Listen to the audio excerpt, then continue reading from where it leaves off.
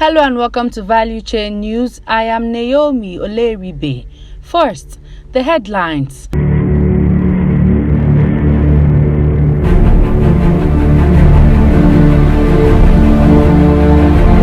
Petron raises alarm over impending fuel scarcity.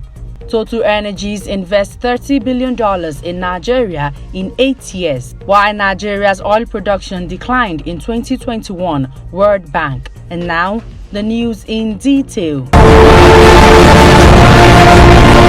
The Petroleum Products Retail Outlet Owners Association of Nigeria has warned that another round of fuel scarcity may resurface in the country. Nigeria is just recovering from fuel scarcity, which lasted for almost 3 months after the government said it found methanol in recently imported fuel at levels far higher than allowed. This led to fuel scarcity in major cities of the country. Rivers State Chairman of Petron, Mr. Francis Dimka, who hinted the fuel scarcity currently being experienced in Abuja may soon affect the supply of fuel to Rivers State and other parts of the country. Dimka called on the federal government to do all it can to sustain the supply of petrol in the country, explaining that Nigerians were unprepared for another round of fuel scarcity in the country. In Rivers State here, we are deeply concerned because if things continues like this, it will affect the supply of fuel to Rivers State and other states and will make it difficult for sufficient distribution, he said.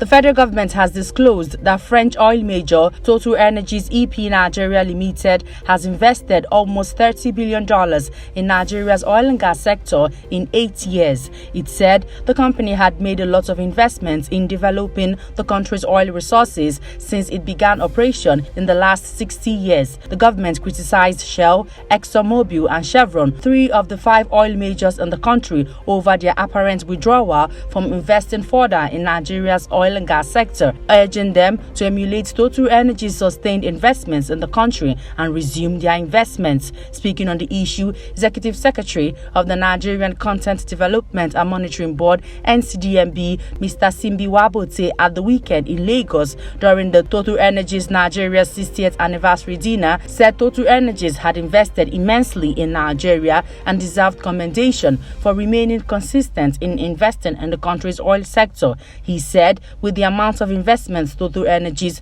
had put into the country's oil and gas sector since its entrance into the space, there was no basis for comparing it with that of Shell, Chevron and ExxonMobil. The World Bank has said that Nigeria's oil production declined in 2021 due to lack of infrastructure and maintenance in the sector.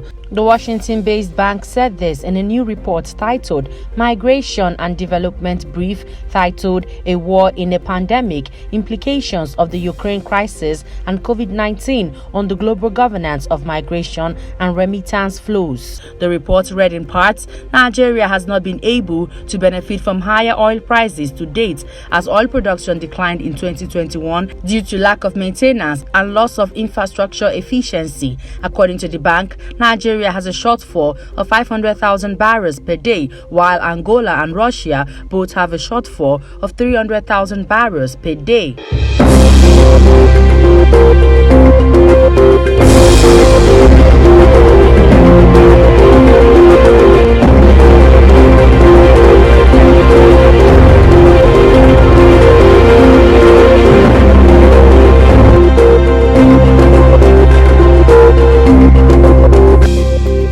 The chairman of the National Oil Corporation (NOC), Mustafa Sanala, has disclosed that Libya has the potential to develop hydrocarbon resources and supply oil and natural gas to Europe using the existing pipelines in the sea. He said companies such as Algeria Sonatrach are resuming exploration and their activities in Libya, while other companies have indicated interest. Sanala stressed that Libya is the appropriate place to invest in natural gas because of the current crisis in Europe, pointing out that his country is characterized by its enormous wealth, considering that it is a major oil producer in Africa.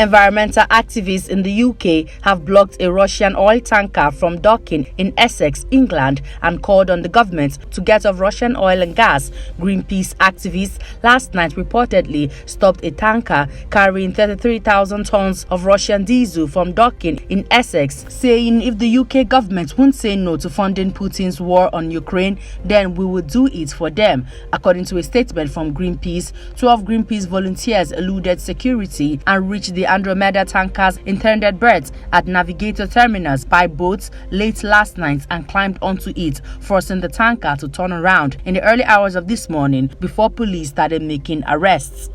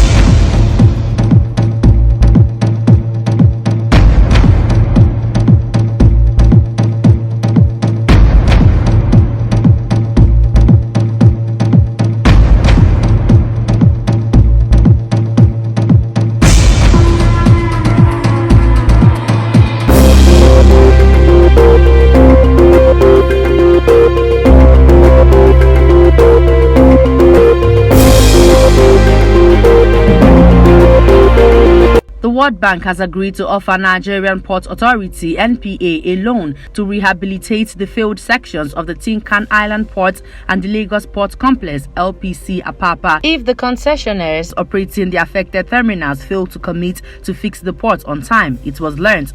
Addressing reporters in Lagos over the weekend, the managing director, Mr. Mohammed Bello Koko, said many years ago NPA had approached the World Bank for a similar assistance. He bemoaned the 2-week notice he and his colleagues gave operators before entering the terminal for inspection. Bello Koko said NPA might terminate the concession agreement it has with some terminal operators if they failed to invest in the port infrastructure they had been using for the past 10 to 15 years. The affected 5 terminals operators, Bello Koko said, were being monitored to ensure they did the right things as stated in the agreement they had signed with the NPA.